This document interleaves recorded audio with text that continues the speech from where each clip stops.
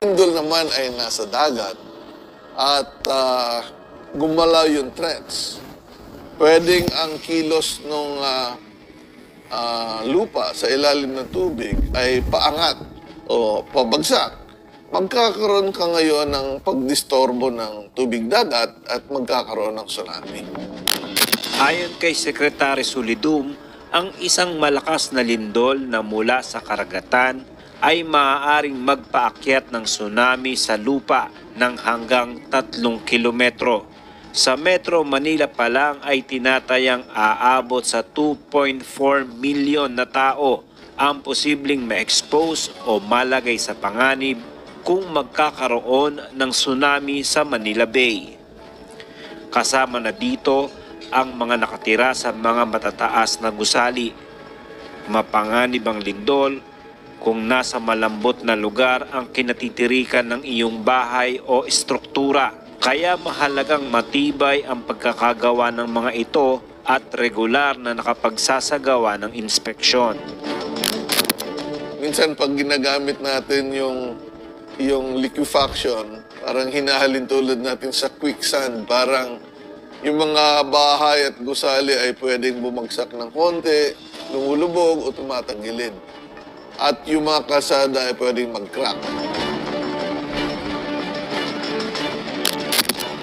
Kung tayo ay nakatira malapit sa dalampasigan o coastline at nakaramdam tayo ng malakas na lindol, ang una nating oobserbahan agad ay ang dagat.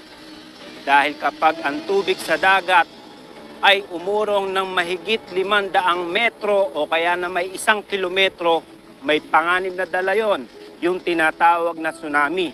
Ang una nating gagawin after that, umanap tayo ng mataas na bahagi ng ating lugar.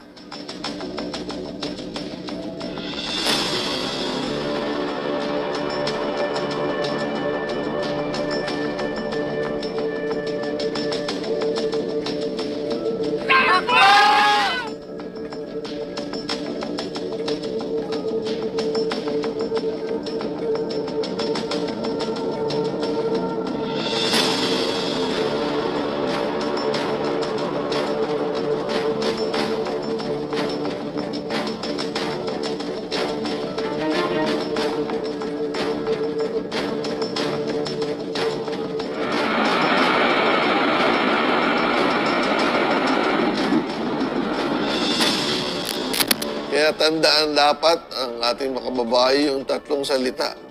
Shake, drop, and roar. Shake, yung lakas na pagyanig. Drop, yung biglang pagbaba ng tubig. Roar, yung kakaibang tunog. Pero pabalik na tsunami. Ayon kay Secretary Solidum, ang bawat lugar sa bansa, lalo na ang mga matataong lugar, gaya ng Iloilo at Davao City, ay may kani-kaniyaring the big one na dapat paghandaan. May mga fault at trench din na maaaring magpauga ng lupa at makaapekto sa kanila. Maligayang pagdating sa Team Sam TV, ang inyong maasahang source para sa mga pinakasariwang balita at kaganapan. Kaya, i-click na ang subscribe button at huwag kalimutang pindutin ang bell para ma-notify kayo sa tuwing may bago kaming video. Team Sam TV, inilalapit kayo sa mga balitang kailangan ninyo, araw-araw.